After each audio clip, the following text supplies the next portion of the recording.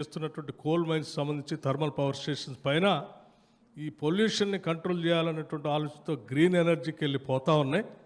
సరే, భవిష్యత్తులో ఈ కోల్ బర్నింగ్ అనేది తగ్గిపోతే మరి ఈ సింగరేణి భవిష్యత్తు ఏంటి అనేటువంటి ఆలోచన కూడా వారు చేశారు. మంత్రిమండలి మొత్తం ఆలోచన చేసి ఒక కంక్లూజన్కి వచ్చింది. సరే, భవిష్యత్తు ప్రపంచం మారుతున్నటువంటి పరిస్థితుల్లో గ్లోబలైజేషన్ వీటన్నిటిలో దృష్టిలో పెట్టుకొని మారుతున్న పరిస్థితులకు అనుగుణంగా మనం కూడా అప్డేట్ కాకపోతే, గతంలో అనేక సంస్థలు అప్డేట్ కాకపోతే మూసిపోయినాయి. అంబాసిడర్ కార్ లాంటివన్నీ కూడా దేశంలో ఒక పెద్ద చరిత్ర సృష్టించిన సంస్థలన్నీ మూసివేయబడ్డాయి. అలా కాకుండా ఉండాలంటే అప్డేట్ కావాల్సినటువంటి అవసరం ఉంది. కాబట్టి అప్డేట్ కావడానికి కావాల్సిన పరిస్థితుల్లో గ్లోబలైజేషన్లో కేవలం కోల్ ఒక్కటే కాకుండా ఇంకా ప్రపంచం పెద్ద ఎత్తున చూసేటువంటి లిథియం లాంటి, గ్రాఫైట్ లాంటి మైనింగ్ యాక్టివిటీస్లో కూడా సింగరేణి కాలనీస్ విస్తరించేసి సింగరేణి ఆర్థికంగా ఎదగటం కోసం కావాల్సిన ప్రణాళికలు తయారు చేసుకోవడం కోసం ఒక కన్సల్టెంట్ కమిటీని పిలిచి గ్లోబల్ ఇన్విటేషన్ చేసి వాళ్ళందరూ చెప్పినటువంటి సలహాలు సూచనలు చూసుకొని ఒక ప్రణాళిక ముందుకు పోతే తప్పనిసరిగా సింగరేణి నిరంతరం చిరస్థాయిగా బతికుండటానికి అవకాశం ఉంటుంది. కాబట్టి ఆ ఆలోచనలు కూడా రాష్ట్ర ప్రభుత్వం చేస్తుందని చెప్పి మీ అందరికీ సగౌరవంగా రాష్ట్ర ప్రభుత్వం తరఫున మీ అందరికీ తెలియజేస్తూ ఉన్నాను. అందుకే ఇప్పటికే ఒక కన్సల్టెంట్స్ని కూడా అపాయింట్ చేశాం.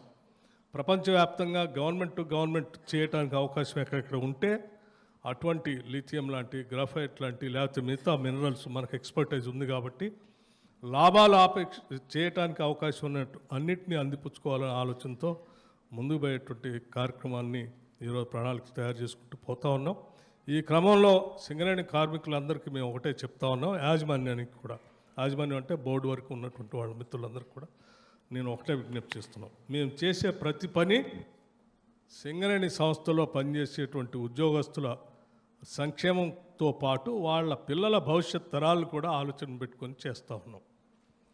అట్లాగే రాష్ట్ర ప్రభుత్వ ప్రయోజనాలను కూడా, ఇది అందరు ప్రజల సంస్థ కాబట్టి ప్రజలందరికీ భవిష్యత్తులో ఇది బతికుండి నిలబడితేనే రాష్ట్రానికి ఉపయోగం కాబట్టి దానికి సంబంధించి ప్రణాళికలు కూడా తయారు చేస్తున్నాం.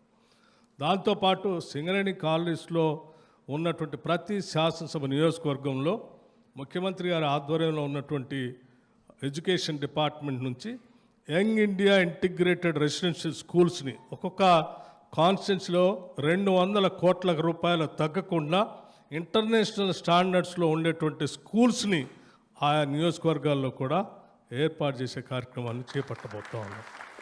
వైద్యానికి సంబంధించి ముందు చూపుతూ వెళ్తూ ఉన్నాం.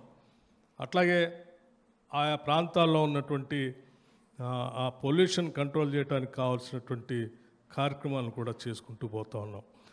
మీ ప్రాంతాల్లో నిరుపయోగంగా ఉన్నటువంటి ప్రాంతాన్ని గ్రీన్ ఎనర్జీకి ఎక్కడెక్కడైతే అవకాశం ఉంటుందో సోలార్ కానీ, ఫ్లోటింగ్ సోలార్ కానీ, లేకపోతే పంప్ స్టోరేజ్ కానీ పనికొచ్చేటువంటి ఆస్తులన్నింటినీ కూడా ఉపయోగించి ఎనర్జీని, అంటే ఎలక్ట్రిసిటీ ఉత్పత్తికి సంబంధించి కూడా సింగరేణి కాలనీస్ అందులో ప్రవేశించి భవిష్యత్తులో ఈ సంస్థ నిలబట్టడానికి కావాల్సిన ఆర్థిక పరిస్థితులు కూడా పరిపుష్టం చేయడం కోసం ప్రయత్నం చేస్తూ ఉన్నాం.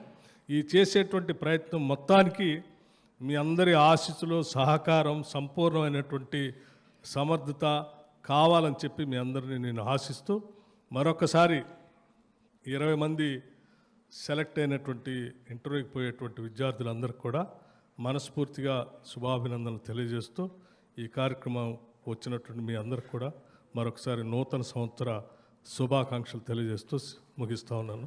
ధన్యవాదాలు. నమస్కారం. ఆనరబుల్ డిప్యూటీ సీఎం గారికి ధన్యవాదాలతో నిన్న సాయంకాలం ఒక గ్లోబల్ ఈవెంట్, నేటి సాయంకాలం మరొక గ్లోబల్ ఈవెంట్, అలా మనదైన లోకల్ను గ్లోబల్ ఫోకల్ పాయింట్గా మార్చడమే తన ఫోకస్గా సాగుతున్న ఆనరబుల్ సీఎం గారు